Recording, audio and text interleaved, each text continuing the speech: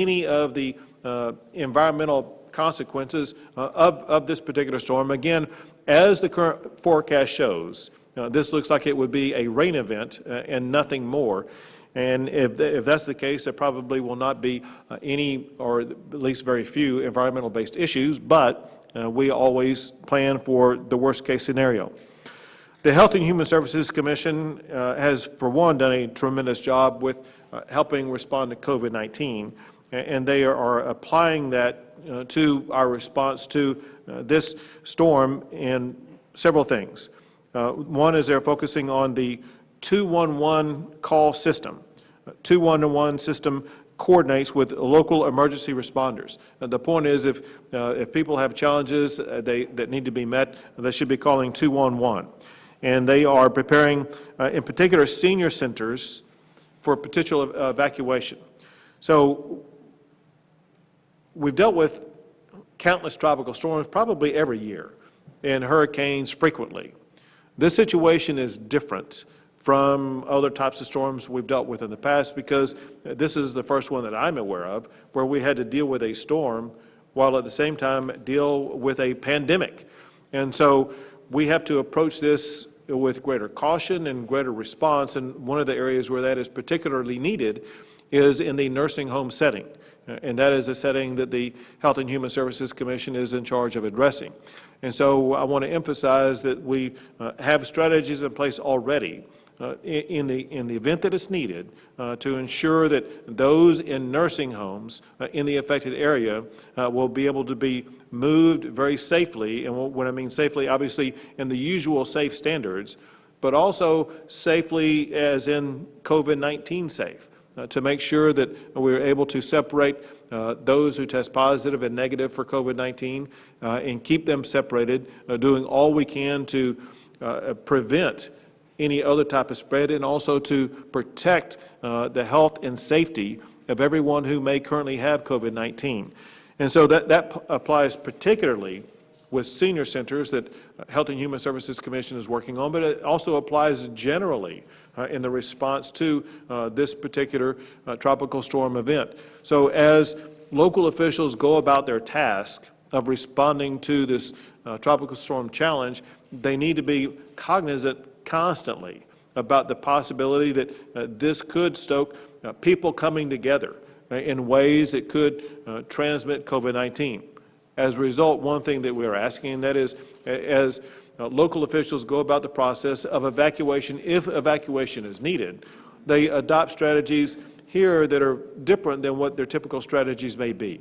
They utilize vehicles that will be far more numerous in number so that there can be greater spacing than is typically used, that they consider using for locations to evacuate people to, not convention center type settings like what they may have used in the past where you would have a lot of people congregating together, but instead consider the availability of hotels or motels or other settings where family units would be able to be in a room by themselves without exposing themselves to others, using those types of strategies that will always keep in mind the ongoing need to deal with the ongoing existence of COVID-19 in the state of Texas, and understanding that as we respond to this tropical storm, we must respond in ways that continue to contain the spread of COVID-19.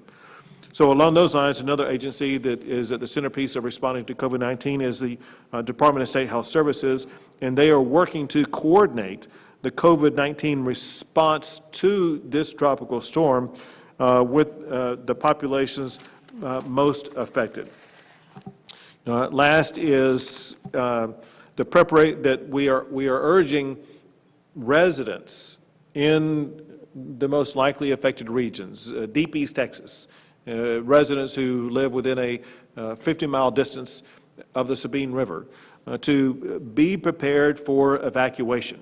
There could be rising water coming up, and there could be short notice for evacuation, and we don't know right now what may be needed. The time to get ready for a very quick evacuation would be right now, knowing that the time for that evacuation could be Sunday or it could be Monday, but Sunday or Monday may be too late to prepare for what could be an oncoming evacuation. And along those lines, our advice is, as it usually is, and that is stay in constant contact of hearing from your local officials about what the likelihood may be for a potential evacuation. And as I say, prepare to respond swiftly. And for the residents of Texas who themselves have been focused on containing the spread of COVID-19, as you go through that evacuation process, maintain those safe standards to make sure that you are not exposing yourself to contracting COVID-19, or you may have COVID-19. Make sure that you're doing everything that you can not to expose others to COVID-19. With that, I'll pass it off to Chief Nim Kidd of the Texas Division of Emergency Management. Thank you, Governor. As Cristobal appears to have its eyes on the Gulf, its eyes on Louisiana, Texans really need to keep their eyes turned to the Gulf right now. Any wobble of this storm could have more of an impact to the state of Texas than is currently predicted. Governor, I really want to thank all of our local elected officials who, in response to COVID-19, have also been preparing their hurricane plans and their evacuation plans. A lot of teamwork at the local level doing double duty, in addition to the state agencies and the men and women in this room. The local partnership in this is going to be critical. It's our local elected officials who have the authority under state law to mandate evacuations. And we really want to make sure that through this entire hurricane season, we are maintaining that contact with them. We need our media partners to be paying attention to the weather as well and sharing that information with our citizens. We cannot have any missteps in evacuation.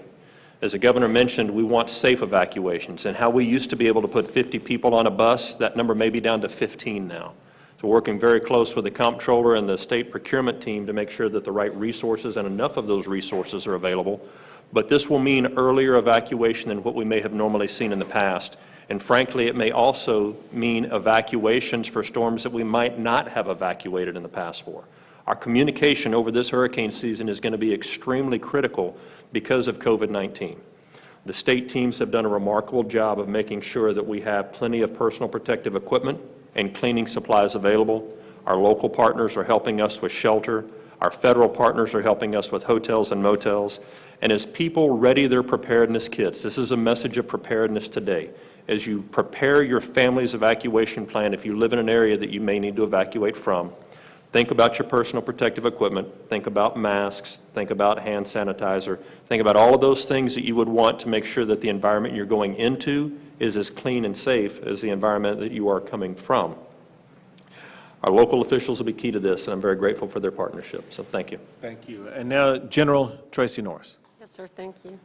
The Texas Military Department is currently involved in multiple complex operations. However, hurricane season is never far from our minds, and we have been preparing and are prepared for this anticipated storm season.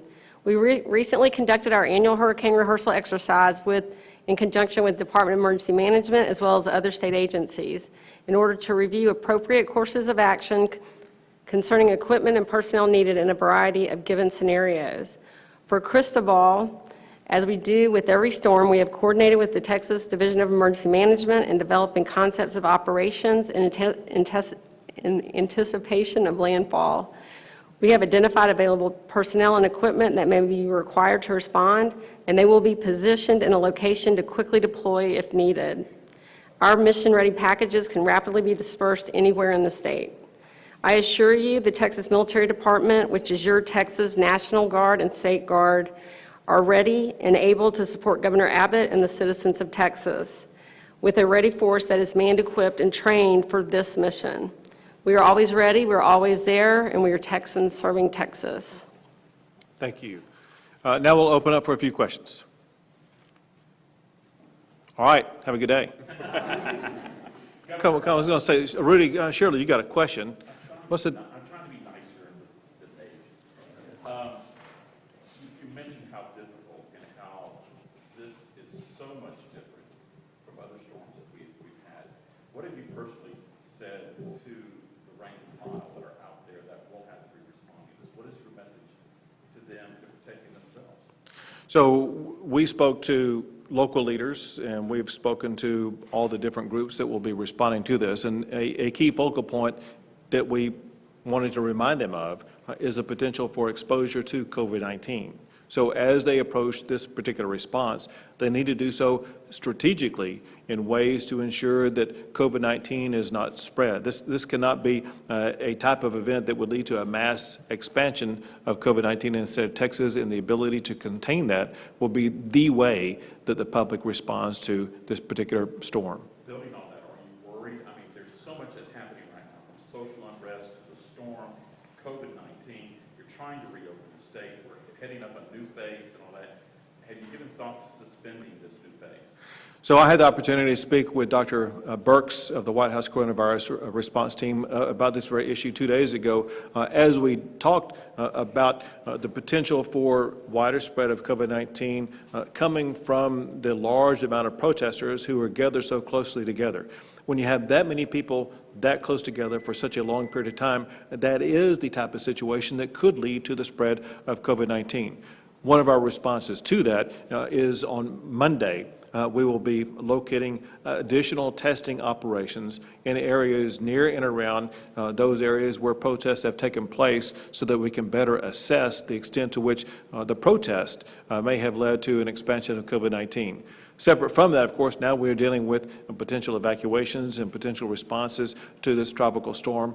And so that accelerates the concerns about the concern for the spread of COVID-19. Bottom line is we just need to wait and see what the numbers look like. Our hope and our focal point will be that everybody will be doing what is necessary to minimize the expansion of COVID-19 and allow us to continue to open up Texas for business. Governor, I know you called for the resignation of some DOT county officials over racist social media posts, but more broadly, what is your diagnosis of why people in your party who hold these views have been able to elevate to these positions of leadership? Listen, the only point is not a broad point, but it's a narrow point. And the narrow point is this, and that is the death of George Floyd is a travesty, and it's a result of a criminal act. And it should not be the subject of any of these conspiracy theories, and it's irresponsible for anyone to promote some conspiracy theory of what is otherwise a brutal act of police violence. Will you attend George Floyd's funeral? Before we get off topic here, any more questions about the hurricane? We do need to get this information out. Any more questions about the hurricane? So what degree do you expect this storm to impact Houston, especially with reporting Memorial and Monday and Tuesday we're going to be seeing people in the community? So right now, at worst, it would be a minimal rain event, with the emphasis being right now. We'll just need to see which way that it tracks, so we will know more about that in 24 to 48 hours. Do you have any protocols or plans in place if it does have a wobble like you all described and shift more towards that area, given everything that's going on? The planners of that funeral would be in charge of that. Governor, will you attend the funeral? Jason, guys, one more quick. Does anyone else have anything? I want to, Yeah, go ahead. Chief, you mentioned in regards to the evacuation buses, that the way the strategies are going to have to change. 50 buses, probably down to 10 or 20. What about evacuation centers? If not this storm, the next storm, how are we going to handle evacuation centers? I mean, I remember the ones here in Austin. They were packed with people stacked on top of people. How are we going to handle this thing? Are y'all thinking that? So absolutely, Rudy, and I really want to thank our federal partners at FEMA working with us and the State Comptroller's Office for contracts and availability for hotels. So a shelter that would have normally held 150 people may only take 50 people right now. Where we used to use the footprint of 60 square foot per person, we're looking at a minimum of 110 square foot per person. So the additional centers we will need more of, working with local partners to get those. But we'll also open up hotels and motels. In the past, hotels and motels were not used as congregate settings during an evacuation. So we will have access to those now earlier on. For people that can drive on their own way, they will still go to a shelter reception hub and then be given maps or of the shelters or the hotels to go to. So we're really comfortable those that are in their cars would be just like driving up through a drive-through testing lane, if you will, to be able to get that testing and then separate them out. The other thing, Rudy, that we're working on in the shelters is additional cleaning teams and additional cleaning supplies and PPE for each one of the shelters. Jason Walker, real quick, last question. We got to go. I imagine that a COVID response to a hurricane is much more expensive than a traditional one. If this turns out to be a busy hurricane season for us, what kind of effect is that going to have on Well, again, we'll have to see. It's a hypothetical. We don't know how many storms we will have, and so I can't give you some type of mathematical prediction to your question. All I can tell you is this, and that is this team right here and the larger team that we had in the room earlier, they're prepared. They're prepared for a hurricane. They're prepared for the very worst situation. And so whatever nature may bring our way, we're going to be prepared to deal with it.